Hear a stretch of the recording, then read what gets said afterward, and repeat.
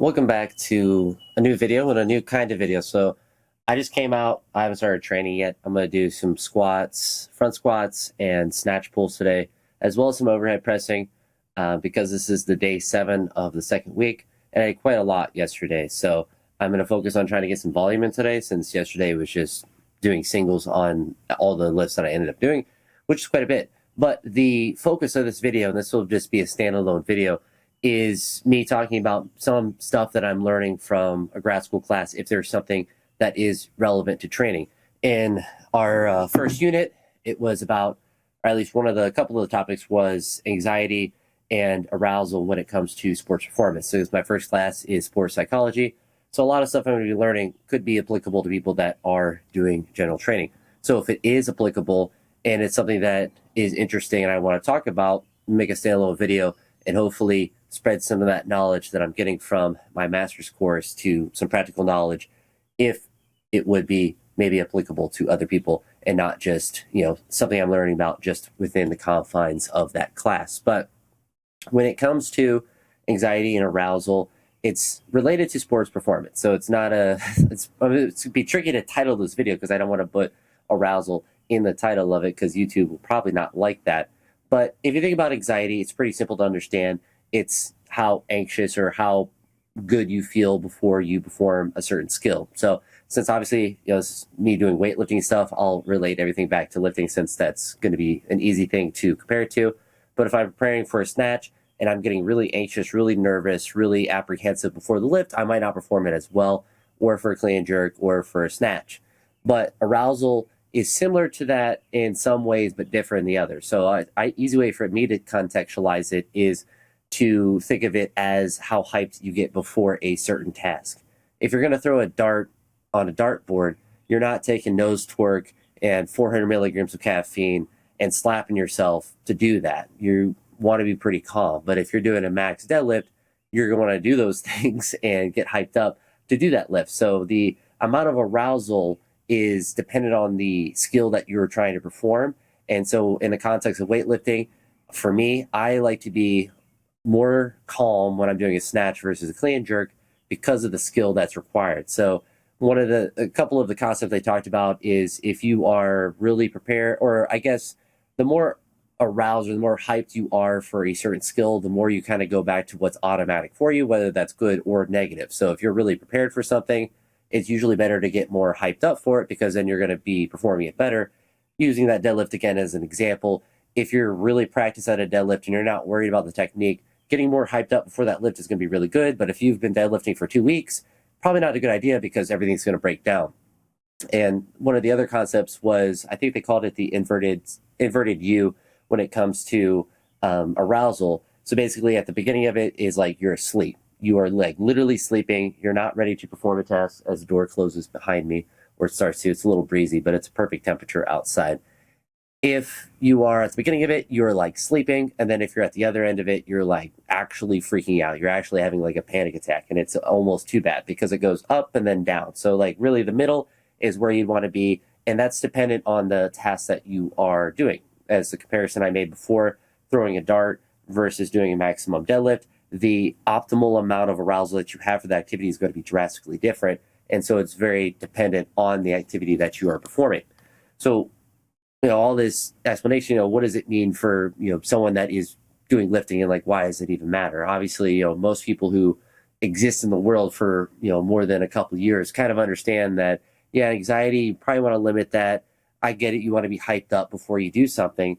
Well, when you think in the context of training, it's important to understand how hyped up or how much you're going to freak out for a lift or how much you need to focus for a certain lift. So I brought up the example of the snatch. I like to keep the arousal level lower because it's a more skill-dependent movement. And if I get really, really hyped up, technique can break down more, and then I end up missing a lift that is not a strength thing. And another reason that you can perform that lift well, at least in my opinion, with lower arousal is because it's not as strength-dependent. It's a lot more based on speed and technique. You're very rarely going to miss a snatch because you're not strong enough to do it unless it's 120% of what your max is. At least in my case, I very rarely miss a snatch. I'm like, I had no business attempting that. It does happen, but it's very, very rare. For a clean and jerk, it's kind of the opposite. Like I find cleans really easy.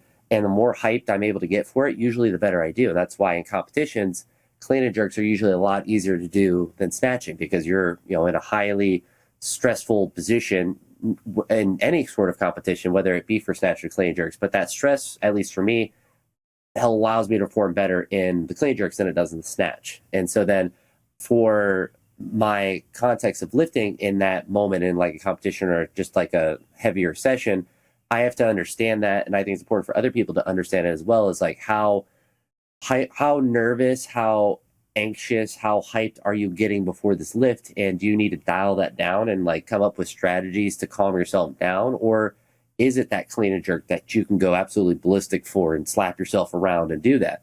And understanding that context is important so you can perform. And maybe you're the opposite of me. Like maybe snatches, you get really hyped up and you do better at them. I think most people are probably similar to me in that regard, to where being a little bit more calmer on snatches is probably better. Being a little bit more energetic on clean and jerks is probably a little bit better, but it could be different for people.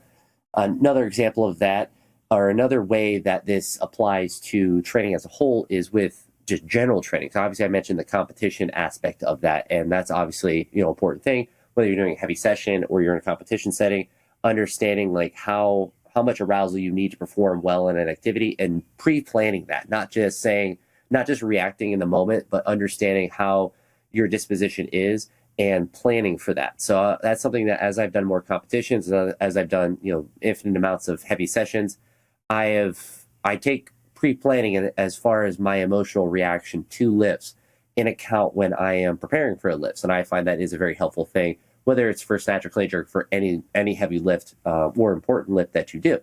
But in the context of normal training, so if I'm doing a back squat session, so like yesterday, I back squatted 225 kilos, and to get up to that weight, you need to be, hyped up to do it. For me, that's above 95% of my lifetime max to do that. I think my best ever is 234, and that was after doing other lifts. So it's like I have to be pretty focused, pretty hyped up for it. But you don't want to be that hyped up when you're squatting 70 kilos or 120 kilos. You want to be warming up, listening to your body, and not freaking out. I'm not slapping myself up before I'm going to do 170 kilos in the back squat, because I know the context of that training session is that I want to go heavier than that. So it's saving that kind of extra hype for that lift that you're perhaps nervous about, and kind of taking that nervous energy and trying to turn it into being more aroused for that particular lift. It feels weird to keep saying that word, but it is like the term that they use in that. But I think of it as like the amount of hype that you have for a lift. Now, when you do get hyped up, what often does happen, at least in my case, is that the lift is easier than what you were perhaps nervous about. So in the example of the squat that I did yesterday, I was concerned that I wasn't going to be able to do the lift. It's always a concern as soon as I get up anywhere near 220 kilos that I'm going to just miss the lift. Like it's just not going to move in some sort. So I have that nervous energy to try harder at that lift. And because I'm getting more hyped up, I got the music louder. I got a particular song picked. I'm nervous about this lift, so I'm trying to do it really well. I end up doing it a little bit better than what, the worst case scenario in my brain is of me not being able to successfully do the lift.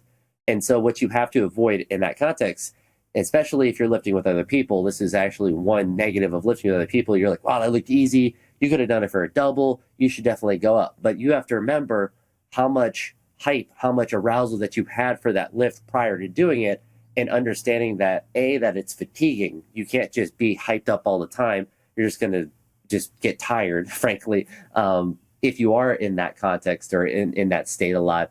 But you also have to understand that it's a finite resource. You can't just get super hyped up, perform an extremely heavy lift, which is going to be fatiguing as well, and then think that you can magically go up from there to an even heavier maximal lift. Because not only are you getting hyped up for that lift and perhaps performing it better than what you had thought was possible prior to that lift, or you just move it, faster than what you did previously, or just faster than what you thought you could do in that particular day, but you also get probably, I don't know if this is actually true, this me just kind of extrapolating, I suppose, but you get a lot more endorphins when you are like, wow, that felt really good. And you get like this huge rush of like relief and excitement and probably some endorphins. So then you get a little bit of a delusional state of like, man, I could go up. But you have to be understanding that even if that felt easy, that's the spot that you wanted to stop at, or that's the level that you wanted to achieve that day. And maybe it's more than what you had planned. at the beginning of that session. But you have to understand that once you get to that hype state and you're freaking out and like you're really nervous about a lift, like that's a good point to stop there. Because if you get it, that's good. And, a lot of that is also context dependent as well on the individual. In my case, that's above a 95% lift in a strength movement. That's going to be very fatiguing based on the way that I'm built. So the risk of trying a heavier lift above that is pretty great because it's a pretty low percentage chance of me adding, say, 10 kilos to that and then doing that with how much energy I had to expend emotionally and physically on that previous lift. If you're doing a different lift that's a lot less of a risk from like a fatigue standpoint, like an overhead press, like there's no reason not to try a PR and overhead press because if you don't get it, it's not really that fatiguing. Kind of similar in a deadlift as well, more so because I'm built for deadlifts, but also like if I overshoot on a deadlift, it just doesn't move where it goes a couple inches. So like the risk of that isn't that great. If I overshoot on a squat, whether it's a front or a back squat, I'm still going down with the back squat. I'm still going down with the front squat. I'm doing the full eccentric. So I'm getting all of that neurological fatigue, or at least half of it, from that first half of the movement. So that's something that is important if you are training frequently to kind of avoid for the most part. Obviously, you want to push yourself, but if you get that super hype lift, that's something that you have to pay attention to. So I think that's about good for the talk for this first one. I don't know if I'll do it for every section. There's 5 units in our first class, and they have different things in each one. So a lot of it might be relevant to training, but I found the first unit very interesting, and thankfully that made it a little bit easier to go through. And it was, was presented well and stuff. So I'm happy with how the class is going so far. But I figured this would be a nice little video with that to kind of expand upon what I'm learning in the class and also share that with you all to see if it's something that's relevant to you. So if you like this style or you like this idea of a video, let me know in the comments below. And if you want me to do more of them, also let me know with that. But with that being said, it's going to be the end of this video. I'm going to hit some of these squats, prop that door open so I can do that. And that will be, I don't know the order of these videos. Maybe this will be after this next video. But anywho, if you made it this far, I appreciate it. And let me know what you thought about it in the comments below. And talk to you all next one. Have a great day. Peace.